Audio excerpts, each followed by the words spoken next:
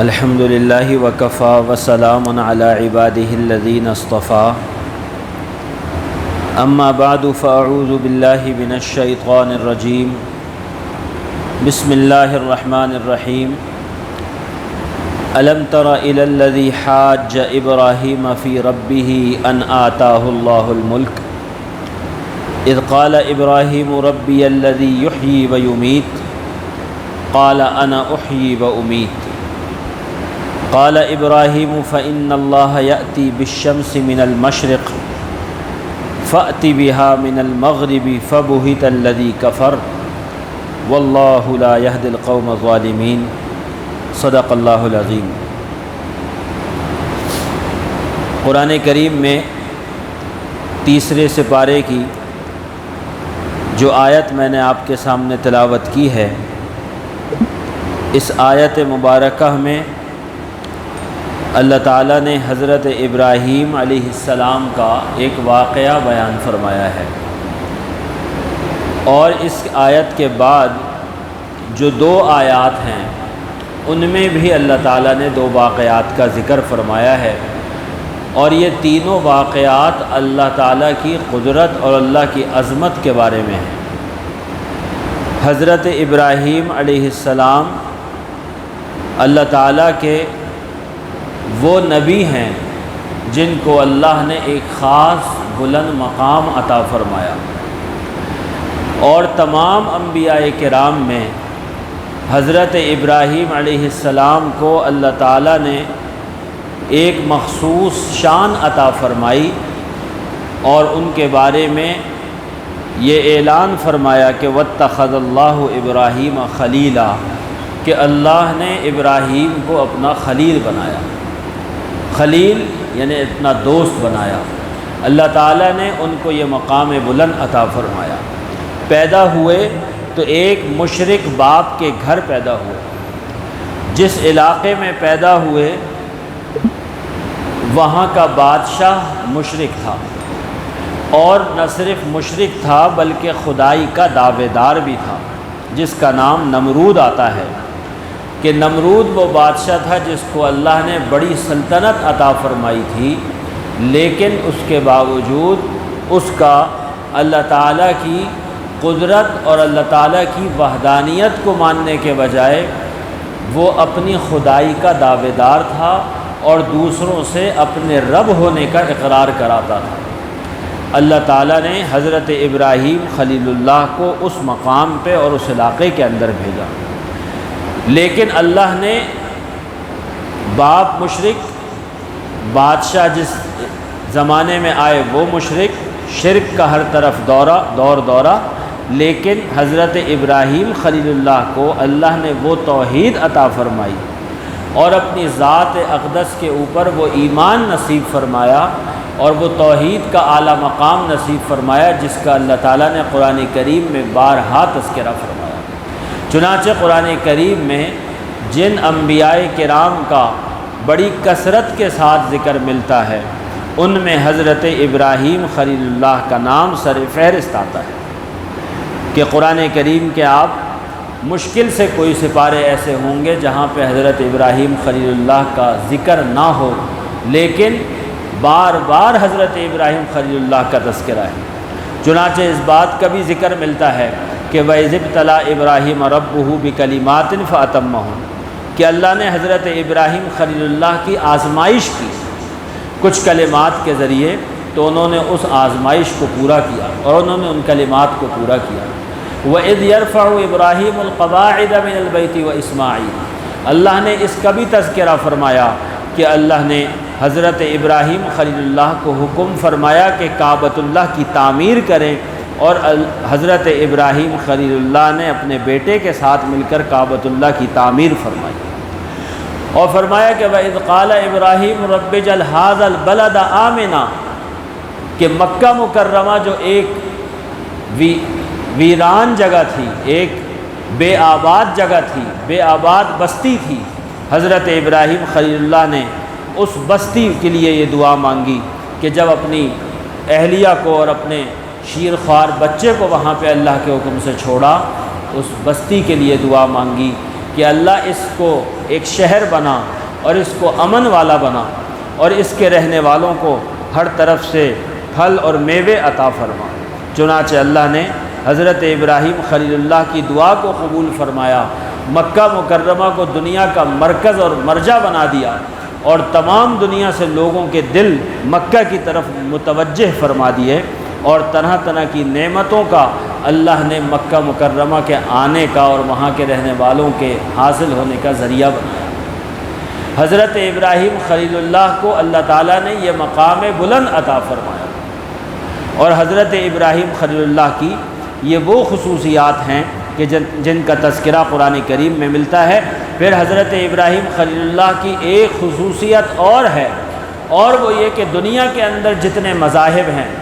دنیا کے اندر جتنے آسمانی مذاہب ہیں، چاہے وہ اسلام ہو، یہودیت ہو اور عیسائیت، یہ تین بڑے مذاہب ہیں جو دنیا کی آبادی جن کے اندر تقسیم ہے، وہ تینوں کی تینوں حضرت ابراہیم خلیل اللہ کو مانتے ہیں اور تسلیم کرتے ہیں۔ یہ واحد ہستی ہیں جن کو یہودی بھی مانتے ہیں، جن کو عیسائی بھی مانتے ہیں اور جن کو مسلمان بھی مانتے ہیں۔ نبی اکرم صلی اللہ علیہ وسلم کو جو دین عطا فرمایا گیا وہ دین ابراہیمی کا تسلسل ہے، اور دین ابراہیمی کی آخری اور حتمی جو شکل اللہ تعالیٰ نے کامل اور مکمل شکل میں جو اتاری وہ دین اسلام ہے۔ تو حضرت ابراہیم خلیل اللہ کا ایک مقام اور ایک مقام بلند اور ایک شرف یہ بھی ہے کہ یہ وہ واحد نبی ہیں جن کی 4 نسلوں کا ذکر قرآن کریم میں آتا ہے، اور وہ سارے کے سارے اللہ کے نبی ہوئے ہیں۔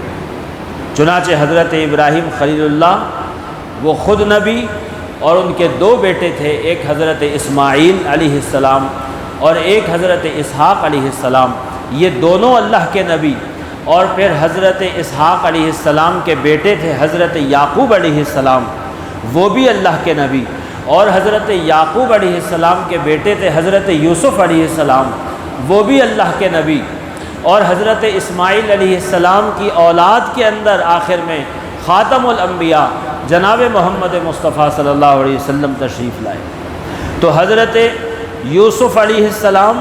پھر ان کے والد حضرت یعقوب، پھر ان کے والد حضرت اسحاق، اور پھر ان کے والد حضرت ابراہیم، یہ وہ 4 نسلیں ہیں جو پے در پے مستقل اور مسلسل جن کے اندر نبوت جاری ہے، اور یہ حضرت ابراہیم خلیل اللہ کو اعزاز ملا ہے، ان کے علاوہ کسی اور نبی کا ذکر اس طرح سے نہیں ملتا۔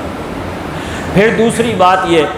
کہ حضرت ابراہیم خلیل اللہ وہ شخصیت ہیں جن کی نسل میں ساری بنی اسرائیل چلی ہے، کیونکہ بنی اسرائیل کا مطلب ہے کہ اسرائیل کی اولاد، اور اسرائیل حضرت یعقوب علیہ السلام کو کہتے ہیں، اور حضرت یعقوب علیہ السلام حضرت ابراہیم کے پوتے تھے، تو ان کی نسل حضرت یعقوب کے 12 بیٹے ہوئے،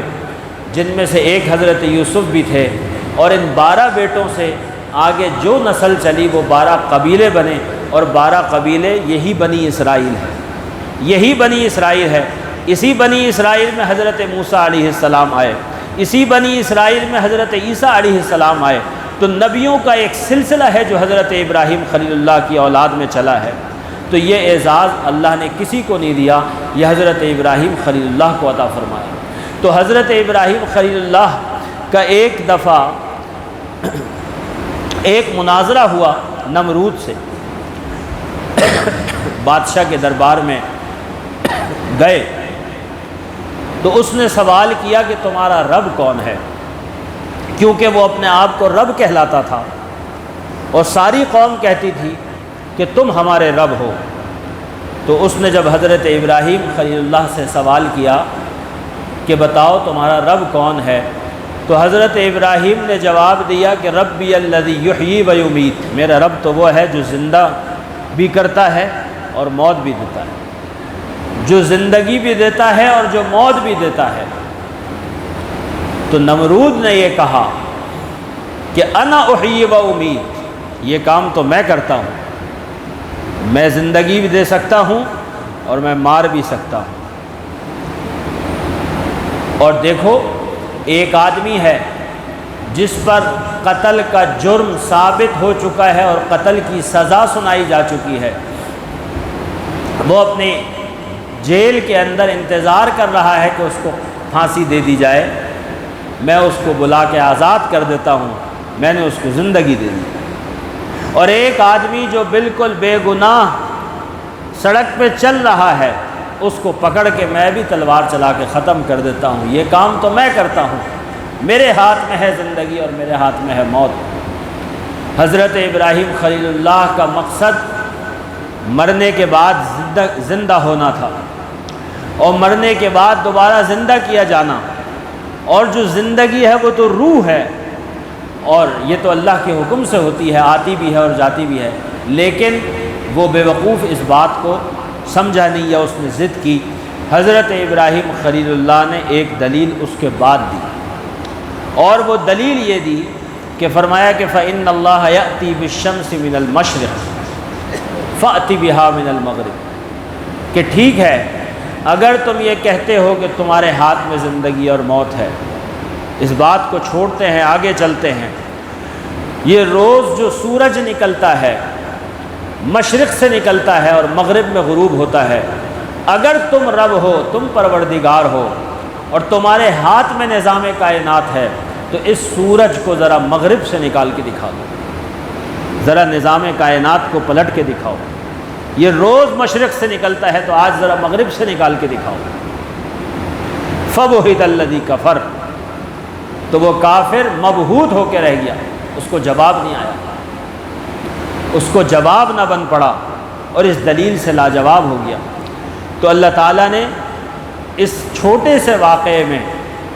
یہ بات بتلائی ہے کہ اس دنیا کا جو نظام چل رہا ہے، سورج کا مشرق سے نکلنا، مغرب میں غروب ہونا، اور چاند کا اور ستاروں کا سفر، اور اس کائنات کا جتنا نظام چل رہا ہے، وہ سارا کا سارا ایک اکیلے اللہ رب العزت چلا رہے ہیں۔ اور دوسری بات یہ کہ اللہ ہی کے ہاتھ میں ہے زندگی، اور اللہ ہی کے ہاتھ میں ہے موت، اور مرنے کے بعد دوبارہ اٹھایا جانا یہ اللہ ہی کے ہاتھ میں ہے۔ چنانچہ اللہ تعالیٰ نے حضرت ابراہیم علیہ السلام کے ذریعے سے نمرود کو لاجواب کیا۔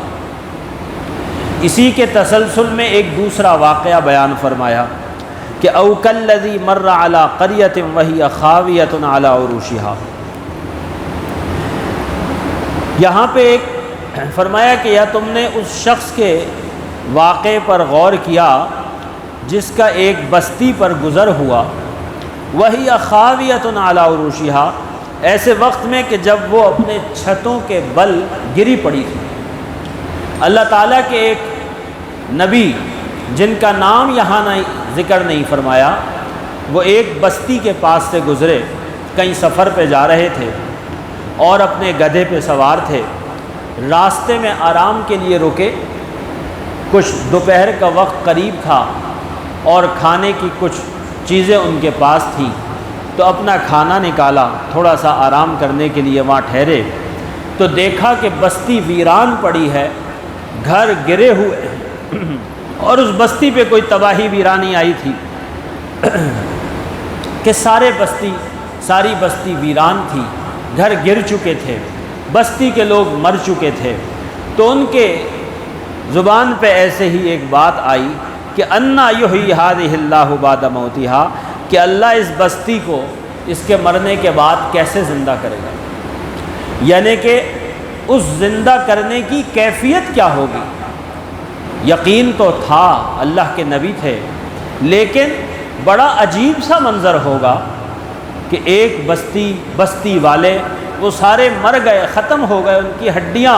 اور ان کے جسم کے ذرات ختم ہو گئے، پتہ نہیں کیا عذاب آیا ان کے اوپر، کیا تباہی آئی، اور کتنی صدیوں کے بعد جب اللہ دوبارہ زندہ کرنے کا فیصلہ فرمائیں گے تو وہ کیا منظر ہوگا اور کیا کیفیت ہوگی اور کیسے اللہ زندہ فرمائیں گے۔ فَأَمَاتَهُ اللَّهُ مِائَةَ عَامٍ ثُمَّ بَعَثَهُ، وہ اسی سوچ میں تھے، اللہ نے ان کو موت دے دی، ایک فرشتہ بھیجا اور وہ ان کے جسم سے ان کی روح نکال لی اور ان کو موت دے دی۔ اب آپ ذرا اندازہ کیجئے کہ ایک آدمی مسافر ایک درخت کے نیچے لیٹا ہوا ہے، ساتھ میں کھانا ہے جو کچھ انجیر تھا، کچھ انگور تھے، کچھ انگور کا رس تھا، اور وہ کھانا برتن میں موجود ہے اور ساتھ میں گدھا ان کا وہاں پہ کھڑا ہوا ہے، اور ان کو اللہ نے موت دے دی اور وہ اسی جگہ پہ موجود رہے، اور دنیا والوں کی نظروں سے اللہ نے ان کو اوجھل کر دیا، غائب کر دیا، چنانچہ کسی کی وہاں پہ نظر نہ پڑی، اور 100 سال اس حالت کے اندر گزر گئے۔ فَأَمَاتَهُ اللَّهُ مِئَةَ عَامٍ، اللہ نے ان کو 100 سال تک کے لیے موت دے دی، ختم۔ لیکن جب اللہ نے ان کو موت دی تو ساتھ میں یہ ہوا کہ جو ان کا کھانا تھا وہ اپنی جگہ اسی طرح رہا، اور اس کے اندر کوئی خرابی 100 سال تک پیدا نہیں ہوئی۔ لیکن ان کا جو گدھا تھا وہ اپنے وقت کے اندر آہستہ آہستہ موت کا شکار ہوا، اور وہ اس کے بعد اس کی ہڈیاں اور اس کا گوشت وہ سارا الگ اور زمین کے اندر مٹی میں مل گیا، اور وہ 100 سال کے اندر وہ گدھے کے اجزاء، جسم کے ایک ایک ذرہ اور ایک ایک جز وہ زمین میں مل کے ختم ہو گیا، لیکن کھانا ان کا اسی طرح رکھا ہوا تھا اور کھانے کے اندر کوئی خرابی پیدا نہیں ہوئی۔ جب 100 سال گزر گئے، ثم بعث، تو اللہ نے ان کو دوبارہ زندگی عطا فرمائی، اور دوبارہ اللہ نے ان کو زندہ فرمایا، اور اس کے بعد ان سے یہ سوال کیا کہ کم لبثت، کہ تمہیں کتنا عرصہ ہوا، کتنا عرصہ اس حالت میں ٹھہرے ہو؟ تو وہ کہنے لگے کہ میں جب یہاں سویا تھا تو سورج ابھی چڑھ رہا تھا، ابھی آنکھ کھلی ہے، سورج ڈوب رہا ہے، میں تو ایک دن بھی نہیں سویا، ایک دن بھی نہیں سویا، ایک دن سویا ہوں گا، اور یا پھر ایک دن کا بھی کچھ عرصہ، تھوڑا سا حصہ وقت گزرا ہے۔ فرمایا کہ بل لبثت 100 عام، نہیں، تم تو 100 سال تک اس طرح رہے ہو۔ اب آپ دیکھیے، فانظر الی طعامک وشرابک لم یتسنہ، اب اپنے کھانے کو اور اپنے پینے کو، اپنے کھانے پینے کی چیزوں کو دیکھو کہ وہ ذرا بھی نہیں سڑی، ذرا خراب نہیں ہوئی۔ یہ 100 سال کے اندر اللہ نے اپنی قدرت کو دکھایا کہ وہ کھانا اسی طرح محفوظ رہا 100 سال تک، ایک کھلی فضا کے اندر وہ کھانا محفوظ رہتا ہے۔ اور فرمایا کہ وانظر الی حمارک ولنجعلک آیۃ للناس، کہ اپنے گدھے کی طرف دیکھو کہ اب گدھا تمہارا جو ہڈیاں اور اجزاء اور جسم کے ٹکڑے ٹکڑے ہو چکا تھا، اب وہ گدھے کے اجزاء، فرشتہ آیا اور فرشتے نے اس کی ہڈیوں کو جمع کیا،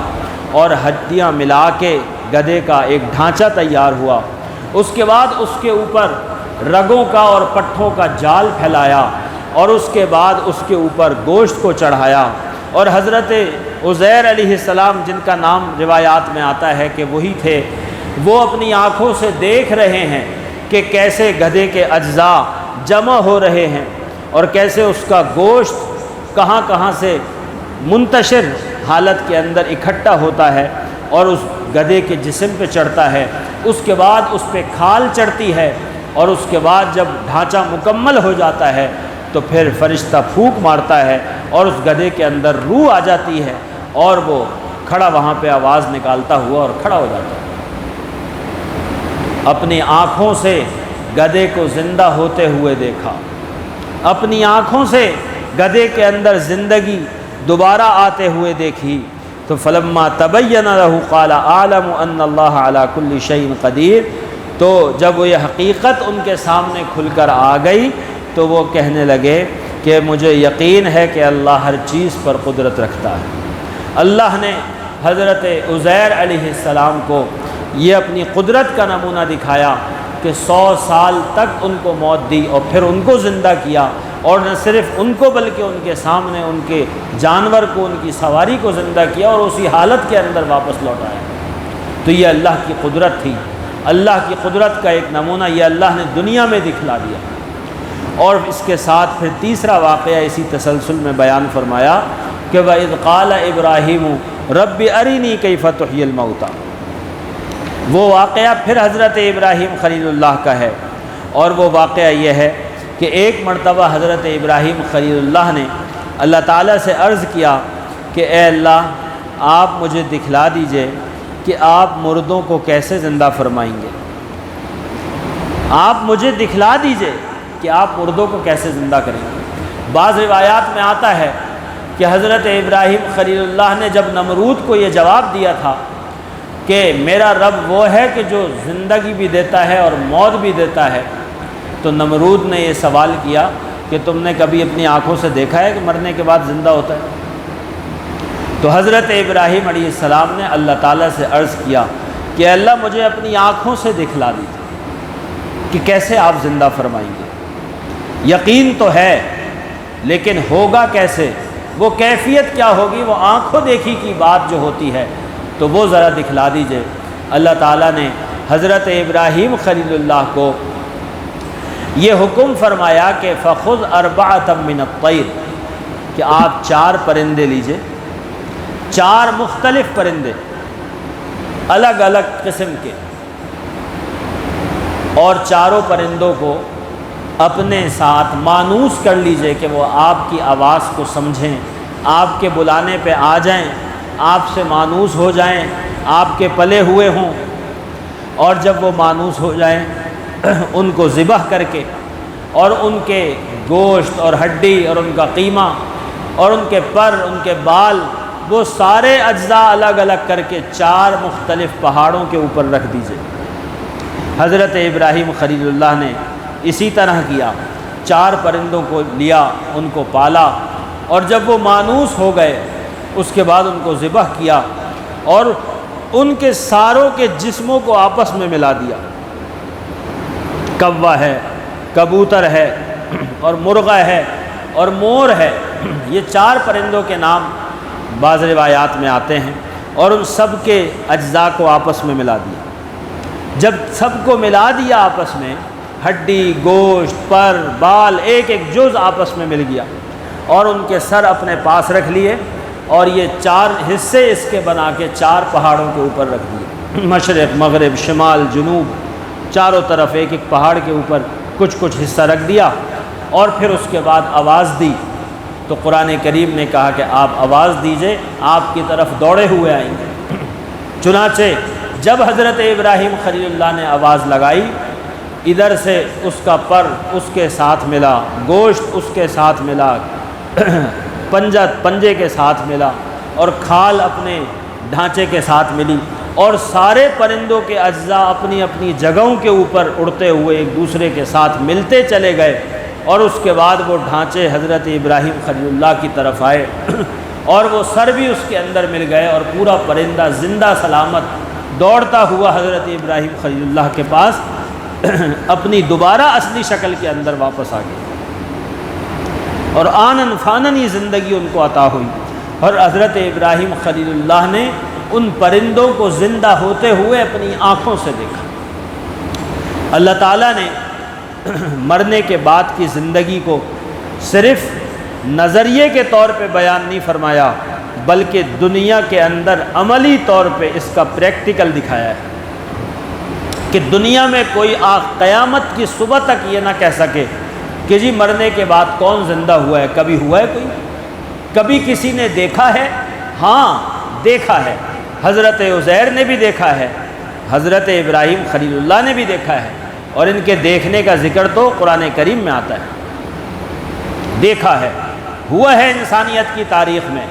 کہ جب لوگوں نے مرنے کے بعد جسم الگ الگ جسم کے اجزاء کو آپس میں ملتے ہوئے دیکھا ہے، اور روح کو دوبارہ جسموں میں پڑتے ہوئے دیکھا ہے۔ لہذا کوئی انکار کرنے کی جرت نہیں کر سکتا، اگر کرے گا تو ضد ہوگی، ہٹ دھرمی ہوگی۔ لہذا اللہ تعالیٰ نے یہ حجت پوری فرمائی، اور حضرت ابراہیم خلیل اللہ کے اوپر اللہ تعالیٰ نے اس منظر کو دکھلایا، اور قیامت تک کے انسانیت کے لیے یہ حجت تام فرما دی۔ یہ واقعات ہمارے سامنے اسی لیے ذکر ہوتے ہیں کہ یہ واقعہ برائے واقعہ نہیں ہے، یہ کہانی نہیں ہے، یہ سٹوری نہیں ہے، بلکہ یہ ہمارے ایمان اور عقیدے کی بات ہے، تاکہ ہمیں معلوم ہو کہ ہاں یہ ہے بات، اور اللہ زندہ کریں گے، اور مرنے کے بعد کی زندگی ہے، اور یہ دنیا کے اندر اللہ دکھلا چکے ہیں۔ اللہ تعالی ہم سب کو صحیح معنوں میں مضبوط عقیدہ اور ایمان نصیب فرمائے۔ اللہم لک الحمد کما انت اہلہ ولک الشکر کما انت اہلہ وصلی علی محمد کما انت اہلہ۔ اللہ جو کچھ پڑھا گیا سنا گیا اس کو قبول فرما، ہم سب کو ایمان کامل نصیب فرما۔ اے اللہ ہم سب کو حقیقی ایمان نصیب فرما۔ وصلی اللہ تعالی علی خیر خلقہ محمد وعلی آلہ وصحبہ اجمعین، آمین برحمتک یا ارحم الراحمین۔